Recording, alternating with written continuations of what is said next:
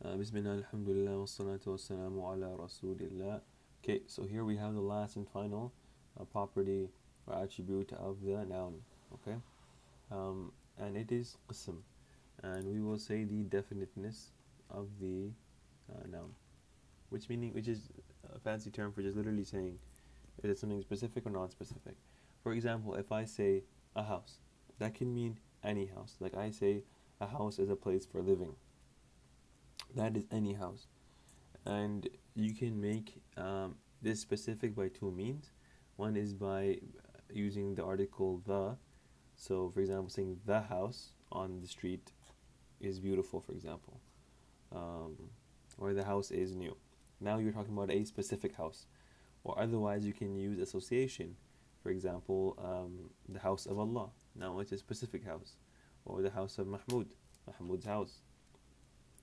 And by the association with the other noun, you now have you have specificity or definiteness. Okay, by default, things are going to be um, common and general, unless you have specific qualities. Uh, so, by default, unless otherwise, they are going to be general, right? And it has to be made into specific. Usually, in Arabic, when we have indefinite nouns, let's say qalam, right? We've been using this example quite a bit. Qalamun. This over here is indicative of the indefiniteness. Okay, this is indicative of the indefiniteness. Um, so the tanween indicates that it is not a definite noun. If it was qalamu, then you know that something is affecting this to become specific. Okay, so by default you should be seeing tanween. Tanween should be indicative of indefiniteness. However, the opposite isn't always true, in the sense that you will have words that are singular in their haraka. However, they are not definite. Like for example, akharu or awwalu. You won't find akharun or awwalun. So there are some exceptions, but generally speaking, by and large, you'll have a default noun is going to start off with this tanween, and it's going to start off with dhamma. That is the default state. If it is changed from this state, it is because something else is acting upon it and making it proper. And what are those? You have a list right here. The first one is al beginnings. So alif lam al, which will be equivalent to the for us. So this is being something specific. Look, in reality, what actually this is that you're actually only adding the lam with the jazm. However, in Arabic, you cannot start a word with a jazm. Like there's no such thing as qalam, like qalam. It has to be a sound. Therefore, we have hamzatul wasl. Qala. Hamzatul wasl, which takes this place to make the sound al-qalamu. Therefore, it's the particle al. In reality, the particle is actually just the lam, but you can't say only the lam. This is also why when you have a connecting word, you skip the hamzatul wasl, because that in itself isn't indicative of anything. So we do like bil qalam, with the pen. Bil qalam. If you add a ba particle here, you're not gonna pronounce the alif. You're not gonna say bi al qalam. You will pronounce bil qalam, and we talked about that in 19th class. And because this isn't a very difficult topic, I'm not gonna go into too much. But if you want me to, I can. At this point, people talk about the qamari nouns and the shamsi nouns, ones that you connect when you're shamsi ones. For example, when you add alif lam, you're gonna connect it directly as shams, and otherwise qamari nouns, you'll say the entire al and the sound separately. Al qalam. That's honestly it.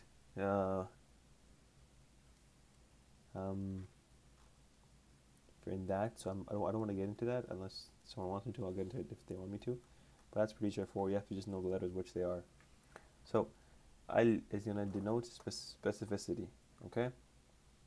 And the reality is that the lam is the important particle. The hamzatul wasl is brought because it is needed to say the lamp particle. But if something else is here, like let's say like ba particle, then you will drop this sound anyways. Okay, and it's still specific. Okay, next we have proper names. For example, Maryamu. Maryamu is an example of a proper name. Um, and because it's a proper name, it's not just, for example, waladatun or ibnatun, daughter or a girl. It's specific. A proper name, then it is specific.